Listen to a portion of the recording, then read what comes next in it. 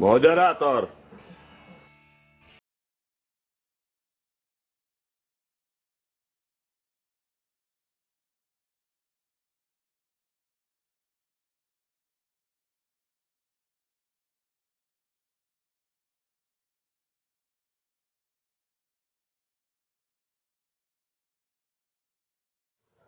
Sveiki, šitame siužete pristatysime patį paprasčiausią gamyklos Moderator katilą, kurio pavadinimas yra Unica.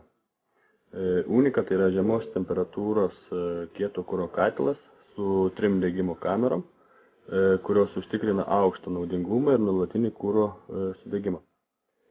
Katilo kūrenimui galima naudoti įvairų kurą, tai yra anglis, malkos, briketai, vienu žodžiu, kas šauna į galvą.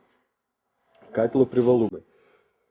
Pagrindinis katilo privalumas yra tame, kad jis yra pats paprasčiausias iš gamyklos Moderator siūlomos produkcijos, tačiau jo naudingumas siekia netgi 81%. Dar vienas privalumas yra tame, kad jisai gali naudoti, kaip minėjom, įvairų kurą ir pakankamai didelė degimo kameros talpa.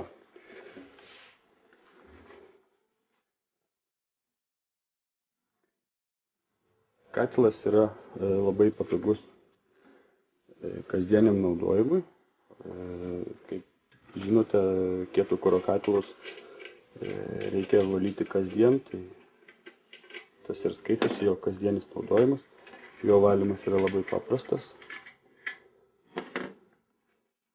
Iš viršaus nusiima dangtis,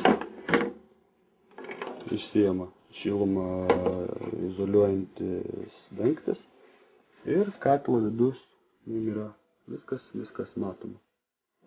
Nėra kažkokių ten paslėptų skylučių, kažkokių tai angų, prie kurių būtų sunku prisibrauti.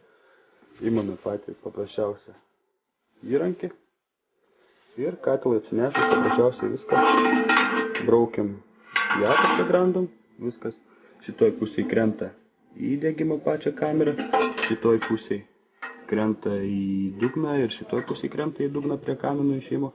Iš dugno išsivalyti viską galima per šitas dureles, kurios yra tiek šitoj pusėje, tiek pasirinktinai kitoj pusėje. O visa kita, kas krenta į kamerą, viskas subyra čia. Iš čia jau pelenai byra į pelenų ertmę, iš kurios viską jau reikia išsisemti šipeliuku.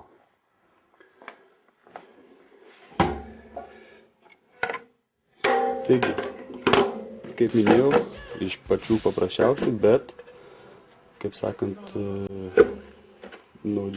iš savo kontingento tikrai geras katilas, nes turi aukštą naudingumą ir eksploatuoti yra labai paprasta. Dar jo, kaip sakant, tas pagrindinis privalumas iš savo kaip panašių katilų yra tai, kad jis turi labai didelį užkrovos angą. Durys yra labai didelis, priklausomai nuo katilo galingumo, jos gali būti netgi 22 cm ant 39. Pro tokias užkrovos duris galima įmesti labai didelius medienos gabalus, o kaip žinote, kuo didesnis medienos gabalas, tuo jis ilgiau dega. Tai katilas turi reguliuojamą dūmų ištraukimo sklendę, tai yra mechaninė dūmų ištraukimo sklendė. Jinai reikalinga yra tada, kai tarkim, kaminas turi per didelę trauką, tai mechaniškai mes trauką galime sumažinti, tokiu būdu ir išilgėja katilo degimo laikas ir šiluma nėra priverstinai ištraukiama į kaminą. Prie pačio kamino yra priėjimas, išvalymui, grįžtant prie tos pačios eksploatacijos. Durelės yra tiek iš šitos pusės, tiek iš kitos pusės. Tai palengvina, kaip sakant, katilo priežiūrą, nes viskas yra numatyta. Gamykla katilus gamina jau 30 metų, tai tokius dalykus jau yra numačius. Dar vienas niuansas, kuris tą katilą daro išskirtiniu, tarkim, yra tai, kad ardelės arba grotelės, kurias jūs dabar matote, jos yra iš viršaus žiūrint, tai yra plokštės, bet tai yra iš tikrųjų ne plokštės, tai yra suvirinti trikampiai, tarkim, taip galim pavadinti, iš apačios. Pažiūrėti, iš apačios matos, kad tai yra trikampiai ir tose ardelėse taip pat yra vanduo. Tai yra labai gerai tuom, kad paprasčiausiai daug metų eksploatuojant katilą ir ypač kūrenant anglimi susidaro rūgštys, kurios yra aukšta temperatūra, kurios tarkim špižinės arba ketinės ardelės per kai kurį laiką sugraužia, jos subyra, o šitokiu būdu pagamintos ardelės jos yra vėsinamos vandeniu, kad plienas yra apsaugotas, taip prailgėja katilo ilgamžiškumas ir jo tarnavimo laikas.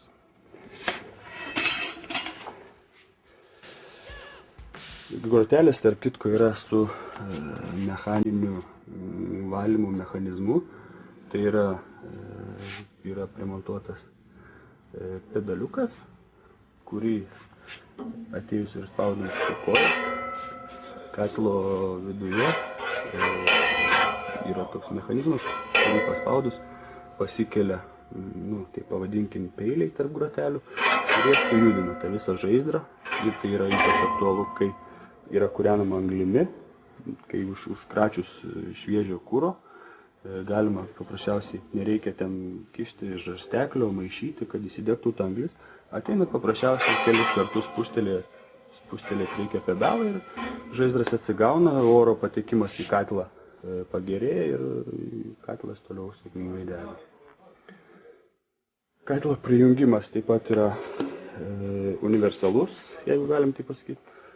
Į sistemą paduodamas antvamzdis yra katilo viršuje, o grįžtamas yra pasirinktinai taip pat iš vienos pusės ir analogiškai iš kitos pusės. Ir tai yra labai gerai, nes ne visada katilą galima pajungti iš vienos pusės, tai gamintojas palieka alternatyvą. Katilas šiaip standartiškai komplektuojamas yra su oro traukos reguliatoriumi. Šito oro traukos reguliatoriaus pagalba yra reguliuojamas oro patekimas į katilą. Tai vyksta mechaniškai nuo temperatūros tai vyksta ir jo valdymas yra paprastas.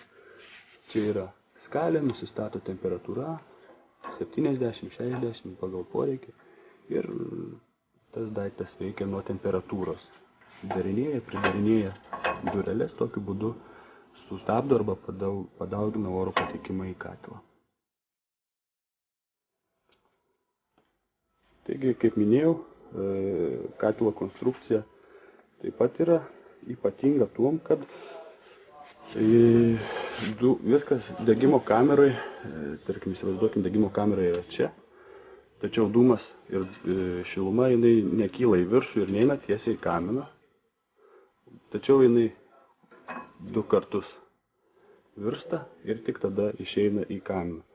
Tai yra labai svarbu, nes tai, kaip sakant, pakelia katilo ekonomiškumą, tauposi malkos, tauposi šiluma ir išilgėja katilo kūrenimo laikas. Tai yra, jums nereikia lakstyti prie katilo kas 2-3 valandas ir jį kurti, kaip sakant, primesti kuro vėl. Šis katilas gali degti nuo 4 iki 6 valandų malkom ir atitinkamai ilgiau, jeigu maišant kurą su anglim, gali degti 8. Yra įvairių pavyzdžių, tačiau, kaip sakant, ne visi pavyzdžiai tinka vienam atvejui.